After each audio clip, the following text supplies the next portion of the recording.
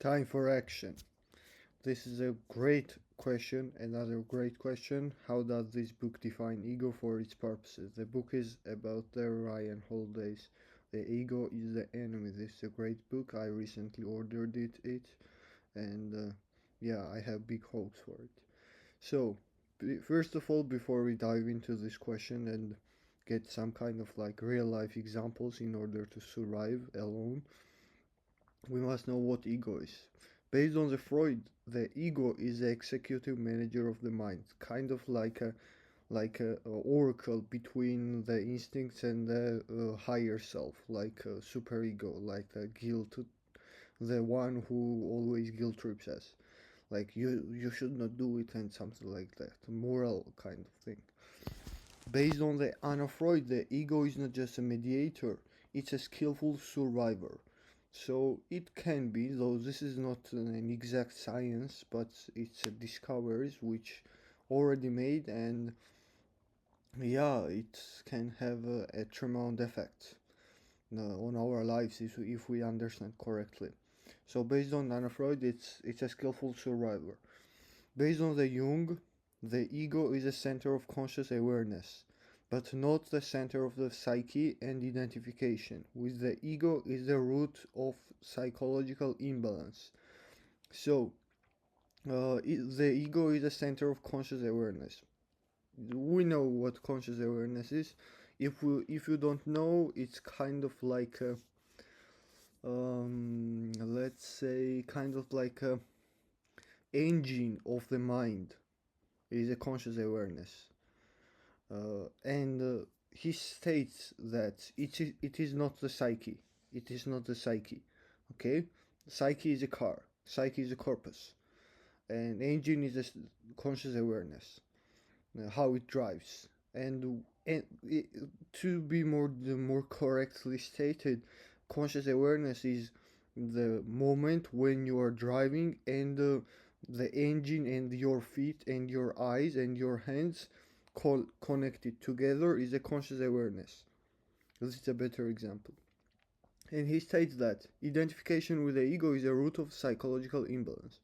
So this is a great lesson. We can take it for granted, of course, and implement it into our day-to-day lives. That we don't have to identify as an ego, and we want it to have like a great companion of us, and this way we can balance the psychological roots. Excuse me.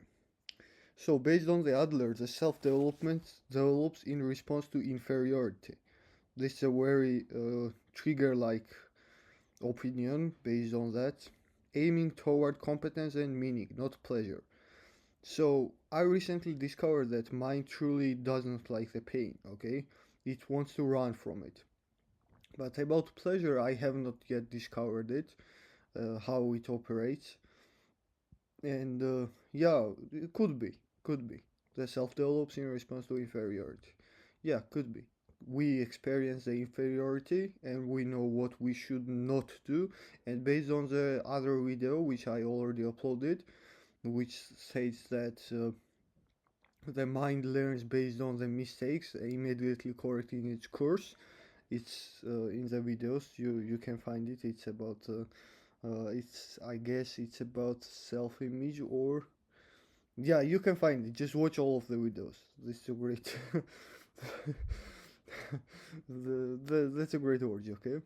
So yeah, I have the video about it, and it states that our nervous system doesn't know the difference from real and imagined world, and it corrects its course based on the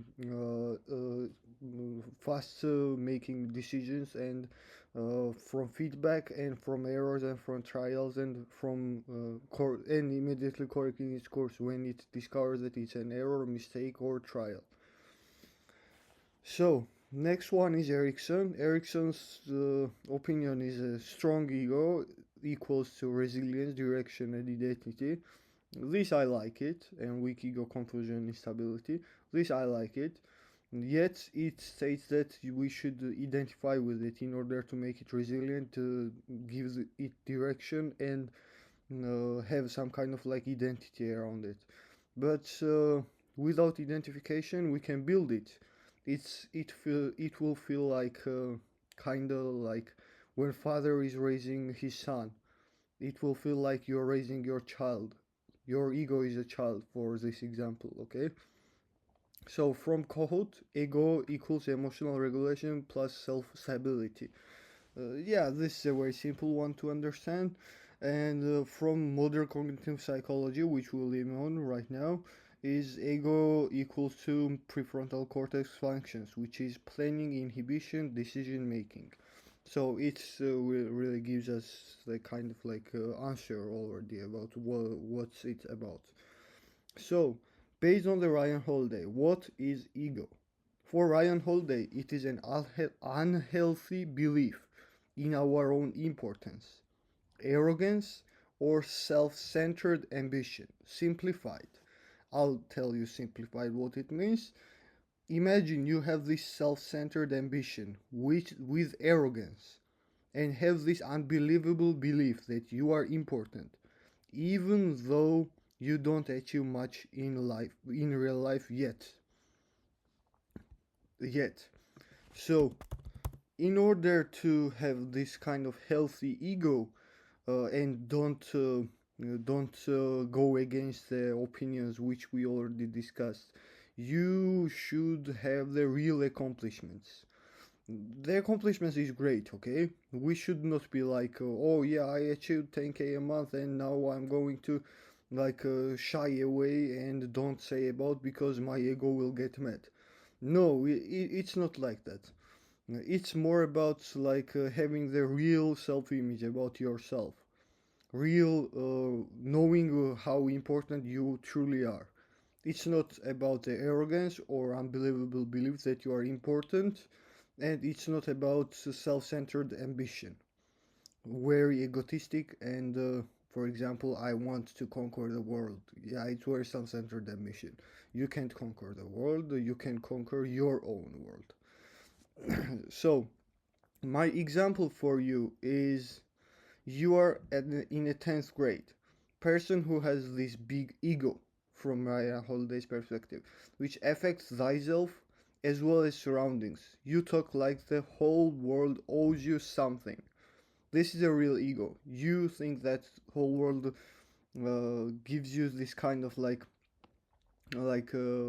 debt. Whole world has a debt to give you, and yeah, it sometimes is a good thing because if you are delusional, that like there's a saying that to in order to be, you must first become, and yeah, in that case, it's a great. It's not a great tool. It's a normal tool to have in mind. Uh, it's becoming is always about the action, and being is always in real life. So why you should be delusional when you can just have this kind of drive, negativity drive that you are not important enough yet, and you must achieve X amount of results in order to feel more important. You are important for me, I'll be honest. You are important for your parents, you are important for your father, sister, brother, friends, you are important to them. But you should not have this kind of unbelievable belief that you are important. Unbelievable importance belief. This is a better explanation. You should not have this unbelievable importance belief. Because in real life it does not work like it. When you feel like someone has big ego, you backfire and you get defensive and you don't want to continue the relationship. If you are experienced, if you are not experienced, you're going to feel this kind of like adventure kind of stuff, and most cases it will end up very sadly. So I will not recommend you to do that. Always be aware about it and have in mind, I don't say that you should not have drive in life, okay? But everything needs a harmonic balance. Or else, I warn you, it will consume you wholly, and you'll waste years proving others owe you something when in real life they don't owe you a hello, even hello, they don't owe you even a hello. And it will consume you if you have this kind of unbelievable belief, and you're going to feel guilty, you're going to feel disrespected when someone does not say hello, when they don't even know you, and you are going to feel this kind of disrespect. This is an extreme scenario, but have in mind that it's happening. It can be your scene. So always check your ego and have the realistic ego. If you achieved something in life which is proven and fact based, then you can be more kind of like egotistic. Not much, but a little bit more, a little bit more than before, because you achieved something and you deserve to you deserve to have more importance in life. So, thanks for watching, and bye now, bye bye.